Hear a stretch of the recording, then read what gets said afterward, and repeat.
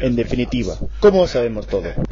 Lo sabemos porque desde hace 400 años somos científicos verdaderos y fiables.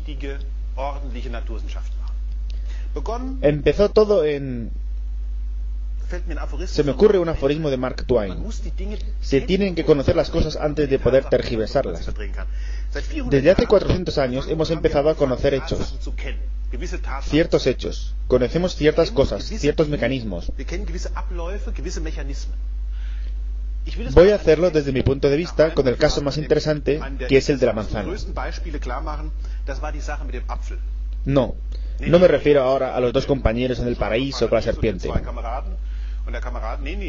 Me refiero al caso de Isaac Newton, que huyó de la peste en Cambridge y se fue a algún lugar del centro de Gran Bretaña, a una finca en donde había muchos manzanos. Llegó alguien que quería coger manzanas y cayeron muchas de una vez del árbol al suelo. Y entonces Newton obró de tal forma, como muy bien lo expresó Lessing, cuando dijo: quien no ha perdido el entendimiento en algunas cosas no tiene absolutamente nada que perder. Newton dijo que el movimiento de las manzanas desde el árbol al suelo,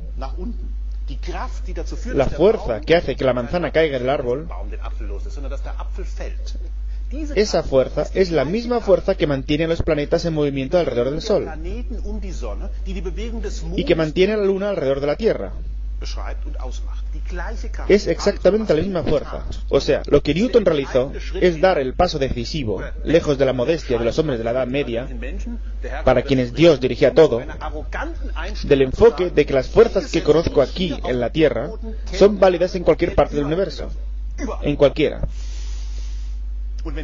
Y cuando yo cuento esto en una conferencia, y no sé cómo será ahora para ustedes, cuando yo cuento esto en una conferencia siempre hay alguien que me indica: un momento, esto no puede ser.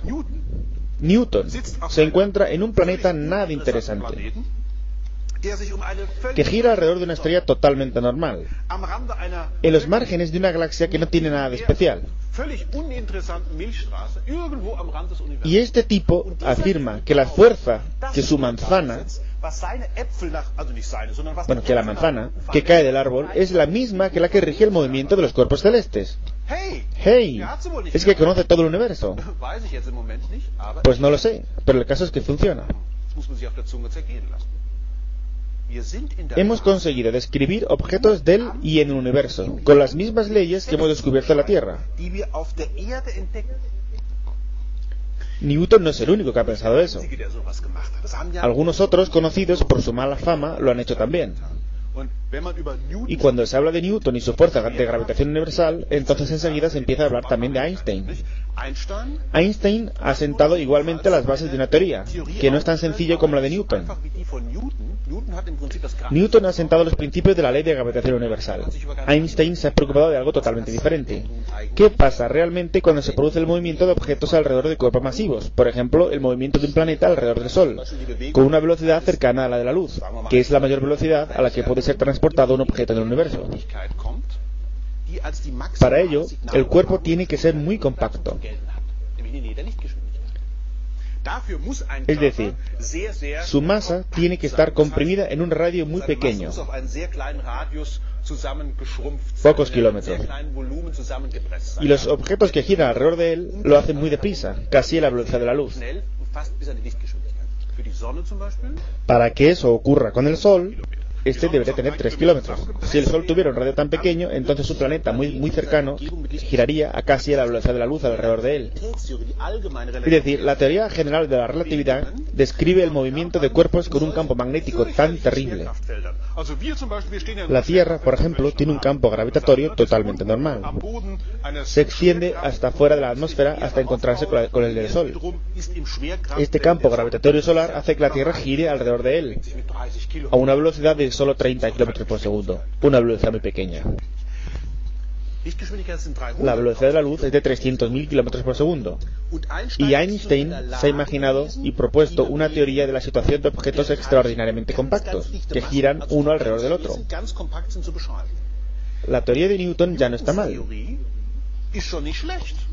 Describe muchas cosas. La teoría de Einstein es, sin embargo, algo mejor. Mucho mejor, diría yo.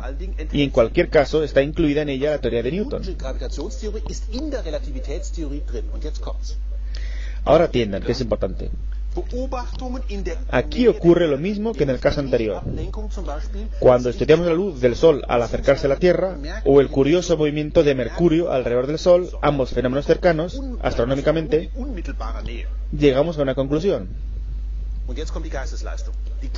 Y aplicando el mismo proceso intelectual que Newton, dice Einstein, si esto es así, entonces lo que es válido aquí tiene que ser válido también en el resto del universo. Conclusiones. Con esta teoría podemos describir el universo entero, podemos describir los agujeros negros, las estrellas de neutrones, etcétera, etcétera. Ahora viene la astronomía y prueba la teoría y ¿qué pasa? ¿Qué quiere que le diga? Es cierta. La teoría de la relatividad general se puede medir en la astronomía mejor que lo que indica la teoría. Por ejemplo, en una pareja de estrellas de neutrones. Recordemos, las estrellas de neutrones son esas esferas de 10 kilómetros de diámetro, en las que las estrellas están comprimidas y contienen 1,4 masas solares y que giran increíblemente rápido. Algunas de ellas se convierten en púlsares, en objetos que emiten ondas de radio muy precisas, que una y otra vez hacen pip, pip, pip. Hay en la Vía Láctea un par que sabemos que giran mutuamente, y en la que una de ellas es un pulsar. Es decir, tenemos un emisor regular de señal, y este giro mutuo hace que las estrellas giren cada vez más lentamente a causa de las ondas gravitacionales. Y esta es una de las predicciones más sensibles de la teoría general de la relatividad. Cuando fueron descubiertas en 1974, ¿qué se descubrió? Que se comportaba de la misma manera que había predicho la teoría general de la relatividad. Pero exactamente igual. Y aún más exacto todavía. ¿Se dan cuenta? Es sencillamente increíble. ¿Qué genialidad puede, en primer lugar, afirmar que lo que pasa aquí en la Tierra es válido en el resto del universo? Y luego, también está la talla intelectual de saber ejecutar correctamente la observación científica. Este es realmente el punto al que vuelvo al comienzo del programa, cuando alguien me pregunta, ¿cómo saben realmente todos? Algunos no son tan amigables como para decir, ¿cómo saben todo? Sino que dicen, con una peste ácida, como si le molestaran los descubrimientos que se exponen en los 19 minutos. Sino que tienen su propia manera de ver el mundo, y no se pueden imaginar, A esta gente hay que decirla simplemente, la historia de la ciencia es una historia con muchos sarcasmos intelectuales. Muchos de nosotros nos vamos regularmente a nuestra dogmática. Sin embargo, las ciencias naturales en su totalidad concuerdan en algo muy particular, en el proceso de falsificación. Repetimos, la falsificación consiste en que una buena teoría tiene que ofrecer tests con los cuales se pueda refutar. Tiene que ofrecer la posibilidad de realizar tests para corroborarla o negarla.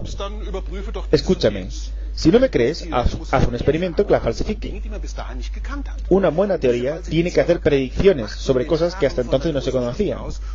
Y esta falsificación escarba los fundamentos de la ciencia y nos muestra también en qué tipo de series se mueve la ciencia.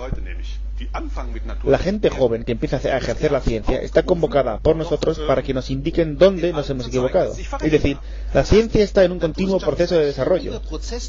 Las teorías que tienen un convencimiento pleno o que están testadas y concuerdan se mantienen. Se instalan como pilares de la concepción del mundo. ¿Se dan cuenta? Concepción del mundo. Tiene casi que ver con la religión.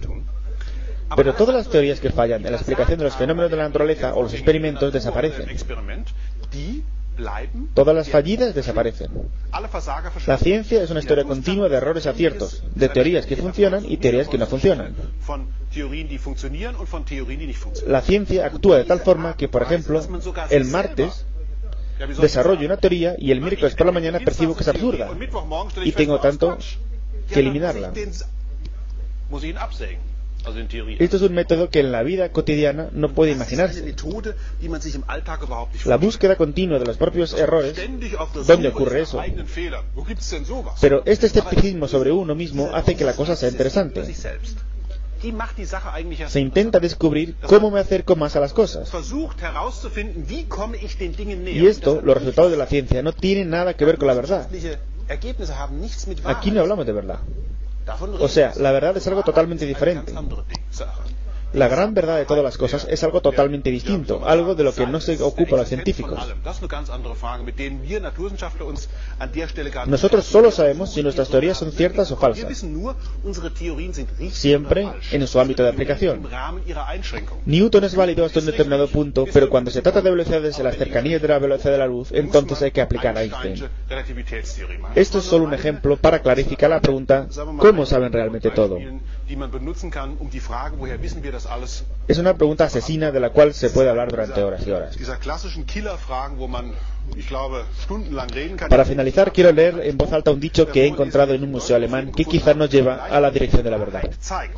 Cuando el artista baja por medio del instinto de la esfera metafísica a las formas concretas, se encuentra en la mitad del camino a los científicos, que están en la búsqueda de las causas últimas de las formas que piensan capturar para dirigirse a la esfera metafísica. En este sentido.